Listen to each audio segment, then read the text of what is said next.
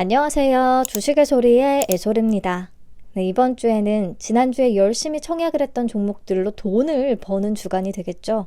총 4종목이 증시에 입성을 하게 될 텐데 1월 24일 첫 스타트는 우진엔텍과 대신밸런스 제17호 스펙이 끊게 될 겁니다. 기대가 굉장히 큰데요. 상장일의 체크포인트들 미리 좀 살펴보고 좋은 결실을 맺어보도록 합시다. 자, 우진엔텍은 원자력 발전소 계측 제어 설비를 정비해주는 회사였고요. 공모가는 5,300원, KB증권에서 배정을 받았습니다. 최종 배정 내역부터 보시면 우리사주조합의 20%나 배정이 됐는데요. 미달이 없이 다 청약이 이루어지긴 했어요. 1인당 평균 배정 금액이 약 670만 원으로 큰 규모까지는 아니었어서 이게 엄청나게 의미 있는 결과다라고 하기까지는 어렵겠지만 미달이 없습니다. 기관 투자자 미납도 없었고요. 넘어가서 최종 의무보유 확약 비율을 확인하겠습니다. 수요 예측대 17.01%에서 배정 후에 44.37%까지 늘어났습니다. 예상보다 더 높게 잘 잡아줬고요. 6개월 비중이 18.35%로 가장 높고 그 다음에 15일 비중이 12.83%를 차지합니다. 15일에 확약이 풀리는 그 시점을 좀 전후로 해서 주가가 눌렸다가 다시 오르려나요? 자, 아무튼 최종 확약을 적용을 해서 유통가능 물량을 다시 계산하면 12.36%까지 주식 총수의 12.36%까지 매우 낮은 수준으로 떨어지고요. 금액으로는 약 61억 원 정도로 정말 깃털처럼 가벼운 종목이 되겠습니다. 그래서 조건만 다시 정리를 해보면 최종 확약 44.37%, 최종 유통가능 물량 12.36%. 이거 사고 싶어도요, 물량이 많지가 않아요. 게다가 상장일에 매도 가능한 기존 주주의 물량이 전혀 없고요. 공모를 통해서 배정받은 일반 주주들이 팔지 않는 한 살 수 있는 물량이 정말 별로 없습니다. 자, 금액으로 계산을 하면 약 61억 원, 시가총액은 약 491억 원. 제가 공모주 투자를 시작한 이래 손에 꼽게 좋은 조건인 듯 합니다. 단숨에 올리기에는 너무나 완벽한 조건을 갖추고 있어요. 자, 그러면 최근 3개년 동안에 최종 유통 가능 금액이 100억 원 미만이었던 그런 공모주부터 한번 찾아봅시다. MI큐브 솔루션, 꿈비, 해성TPC 정도가 있는데요. 우선 꿈비와 해성TPC는 가격 제한 폭이 확대되기 이전의 종목들이었고요. 둘 다 상장일에 안정적으로 따상 마감을 해줬습니다. 자, MI큐브 솔루션은 상장일에 고가 기준 수익률 255%를 찍었으니까 주가는 공모가의 3.5배나 올랐었다라는 거. 그리고 꿈비는 따상을 찍고서 3일차까지 연속 상승을 했었고요. 해성TPC는 따상 찍고 그 다음 날까지 연속 상승세를 이어갔습니다. 그래서 이 정도의 가벼운 종목들은 상장 당일의 고가보다 그 이후에 최고가를 언제 찍었고 최고가 기준 어느 정도까지 올랐었는지 그거를 체크하는 게 좀 중요할 것 같아요. 우선 MI큐브 솔루션을 보시면 23년 8월 4일에 상장을 했고요. 음봉 마감하면서 다음 날도 하락세를 보였습니다. 근데 3일차부터 재차 급등하면서 6일차에 고가 기준 수익률 315%까지 찍었더라고요. 그리고 꿈비는 2월 9일에 상장을 했고 상장 후에 3일차까지 연속 상승을 한 이후에 내리막이 나타나는 듯 했으나 이때 저출산 정책 발표랑 딱 맞물리면서 계속해서 강세를 이어갔죠. 최고가 기준 수익률 609%를 기록을 합니다. 주가가 공모가의 7배 이상이나 올랐다는 소리예요. 단기간 동안에.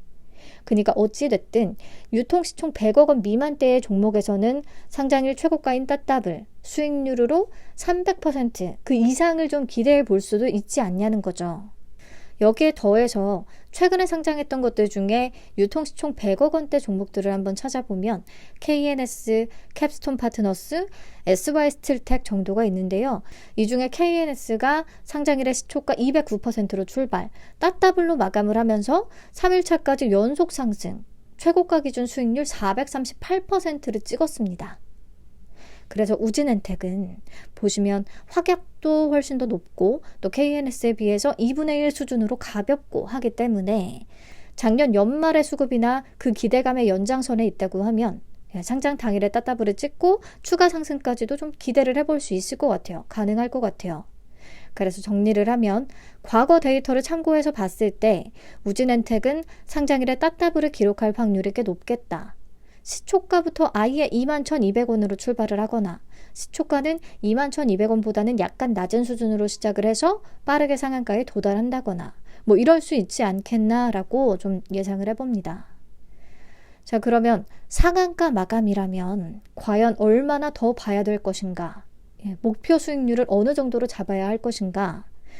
자, 최근에 상장한 종목들을 참고해서 보시면 KNS는 최고가 기준 수익률 438% 기록, LS 머티리얼즈는 무려 758%를 기록했습니다.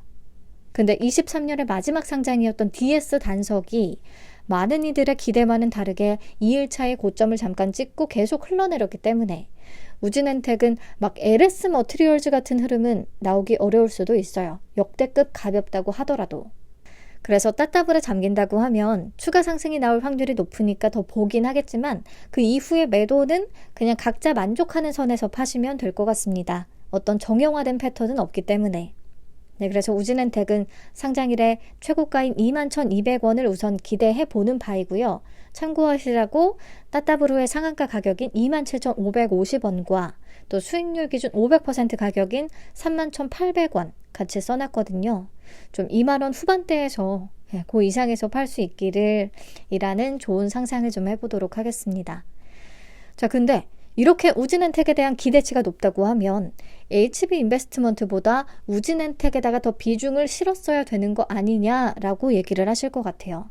근데 청약할 때도 말씀을 드렸지만 단순히 수익률 자체가 중요한 게 아니라 같은 금액을 가지고 청약을 한다고 했을 때 기대 수익금이 얼마가 되느냐를 비교해서 좀 따져봐야 했던 거죠.